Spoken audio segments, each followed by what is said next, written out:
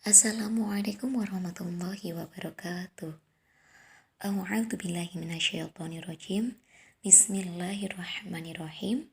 Fa in ta'udzu ni'matallahi la tuhsuha. Al-ayah amma ba'd. Kepada yang terhormat Ibu Faizah MPD selaku dosen pengampu mata kuliah Filsafat Pendidikan Dasar, dan kepada teman-teman semua yang senantiasa saya banggakan. Puji syukur kehadirat Allah Subhanahu wa Ta'ala yang telah melimpahkan rahmat, taufik, hidayah serta inayahnya sehingga kita diberi kesempatan untuk melakukan kegiatan pada hari ini. Untuk itu, marilah kita ikrarkan dengan bacaan tahmid di lisan. Alhamdulillahirabbil alamin. Sholawat dan salam senantiasa tercurahkan kepada junjungan kita Nabi Agung Muhammad Sallallahu Alaihi Wasallam, yang mana syafaatnya kita nantikan di yaumil qiyamah nanti. Semoga kita tergolong umat yang mendapatkan syafaatnya.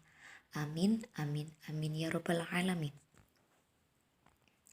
Perkenankanlah saya Fatihul Umiyah, mahasiswa pendidikan guru madrasah ibtidaiyah semester 3, mempresentasikan aliran progresivisme sebagai bahan penilaian mata kuliah Filsafat Pendidikan Dasar. Ya, sebelum kita memulai, marilah kita awali dengan membaca bacaan basmalah. Bismillahirrahmanirrahim. Semoga dengan bacaan basmalah tadi dapat mempelajar kegiatan pembelajaran kita pada hari ini. Berikut materi yang akan saya sampaikan. Aliran progresivisme dengan 3 tokoh.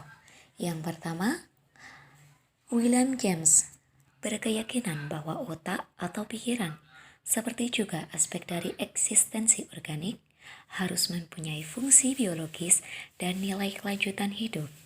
Dan dia menegaskan agar fungsi otak atau pikiran itu dipelajari sebagai bagian dari mata pelajaran pokok dari ilmu pengetahuan alam. Jadi, James menolong untuk membebaskan ilmu jiwa dari prakonsepsi teologis dan menempatkannya di atas dasar ilmu perilaku. Tokoh yang kedua, John Dewey. Teori Dewey tentang sekolah adalah progresivisme yang lebih menekankan pada anak didik dan minatnya daripada mata pelajarannya sendiri. Progresivisme mempersiapkan anak masa kini dibanding masa depan yang belum jelas. Tokoh yang ketiga, Hans Weigel. Menurutnya, tahu itu harus mempunyai arti praktis. Persesuaian dengan objeknya tidak mungkin dibuktikan. Satu-satunya ukuran bagi berpikir ialah gunanya. Dalam bahasa Yunani, pragma. Untuk mempengaruhi kejadian-kejadian di dunia, segala pengertian itu sebenarnya buatan semata-mata. Jika pengertian itu berguna untuk menguasai dunia, bolehlah dianggap benar asal orang tahu saja bahwa kebenaran ini tidak lain kecuali kekeliruan yang berguna saja. Baik, setelah kita mengetahui tokohnya, kemudian kita masuk kepada prinsip serta pokok aliran. 1. Pendidikan adalah hidup itu sendiri, bukan persiapan untuk hidup. 2. Pendidikan harus berhubungan secara langsung dengan minat anak yang dijadikan sebagai dasar motivasi belajar. Yang 3, belajar melalui pemecahan masalah akan menjadi presiden pemberian subjek materi. Yang 4, peranan guru tidak langsung, melainkan memberikan petunjuk kepada peserta didik. Yang 5, sekolah harus memberikan semangat untuk bekerja sama, bukan mengembangkan persaingan. Dan yang 6, kehidupan yang demokratis merupakan kondisi yang diperlukan bagi pertumbuhan. Pandangan tentang nilai kebenaran. Progresivisme adalah suatu gerakan dan perkumpulan yang didirikan pada tahun 1918. Aliran ini berpendapat bahwa pengetahuan yang benar pada masa kini mungkin tidak benar di masa mendatang. Progresivisme memandang bahwa lingkungan yang ada, baik yang mengenai manusia maupun yang lainnya, tidak bersifat sama atau statis, tetapi selalu mengalami perubahan. Selanjutnya, pandangan terhadap nilai kehidupan. Aliran progresivisme mengakui dan berusaha mengembangkan asas progresivisme dalam sebuah realita kehidupan agar manusia bisa survive menghadapi semua tantangan hidup. 1. Dinamika instrumentalisme. Karena aliran ini beranggapan bahwa kemampuan intelijensi manusia sebagai alat untuk hidup, untuk kesejahteraan dan untuk mengembangkan kepribadian manusia. Yang kedua, dinamika eksperimentalisme. Karena aliran ini menyadari dan mempraktikkan asas eksperimen untuk menguji kebenaran suatu teori. Dan yang ketiga, dinamika environmentalisme. Karena aliran ini menganggap lingkungan hidup itu mempengaruhi pembinaan kepribadian. Selanjutnya, pandangan tentang proses pendidikan. Kaum progresif menganggap subjek-subjek didik adalah aktif, bukan pasif. Sekolah adalah dunia kecil miniatur masyarakat besar.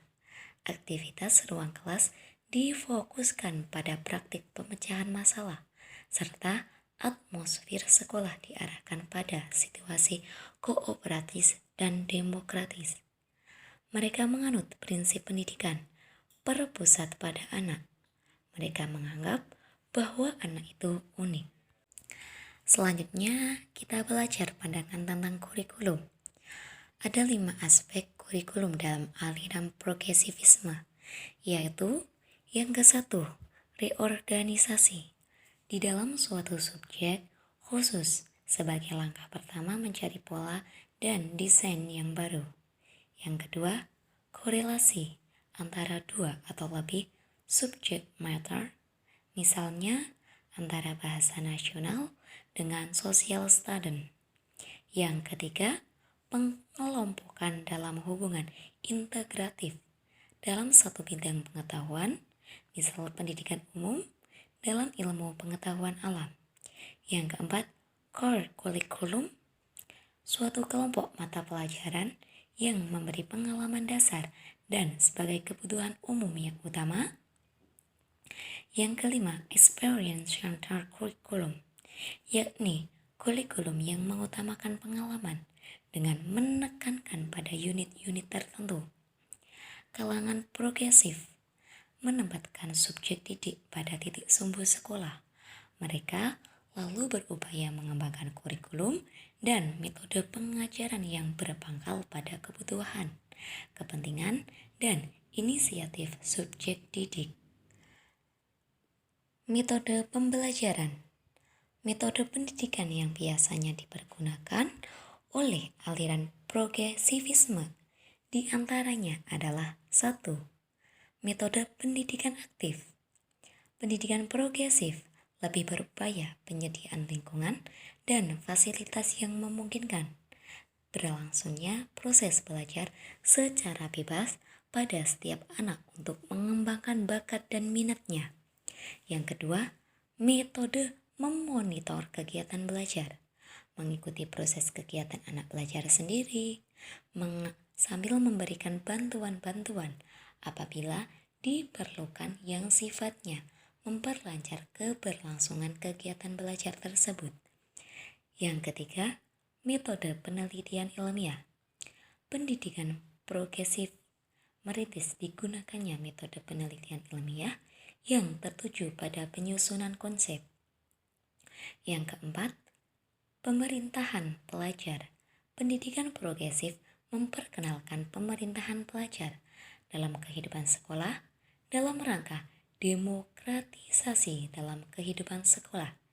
Yang kelima, kerjasama sekolah dengan keluarga. Pendidikan progresif mengupayakan adanya kerjasama antara sekolah dengan keluarga dalam rangka menciptakan kesempatan yang seluas-luasnya bagi anak untuk mengekspresikan secara alamiah semua minat dan kegiatan yang diperlukan anak. Yang keenam, sekolah sebagai laboratorium pembaharuan pendidikan. Sekolah tidak hanya tempat untuk belajar, tetapi berperan pula sebagai laboratorium dan pengembangan gagasan baru pendidikan.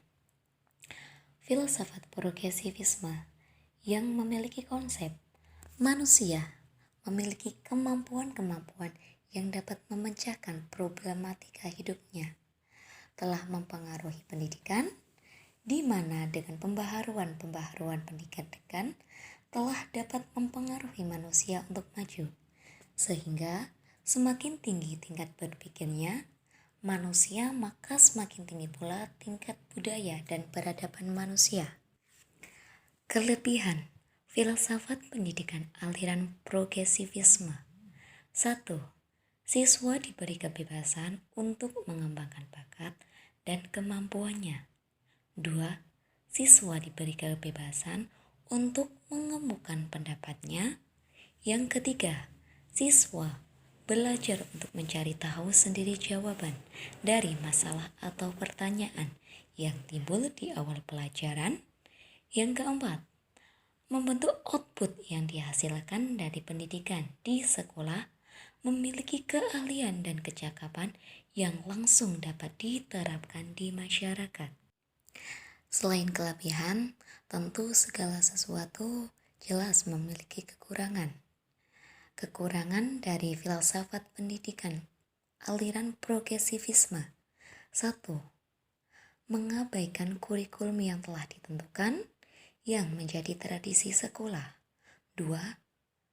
Mengurangi bimbingan dan pengaruh guru. Siswa lebih memilih aktivitas sendiri. Dan yang ketiga, siswa menjadi orang yang mementingkan diri sendiri. Ia menjadi manusia yang tidak memiliki self-discipline dan tidak mau berkorban demi kepentingan umum. Baik teman-teman, sekian materi yang dapat saya sampaikan. Kekurangan pasti saya melakukan karena kesempurnaan milik Allah semata, sedang kekurangan milik kita semua. Cukup sekian dari saya akhiri. Wassalamualaikum warahmatullahi wabarakatuh.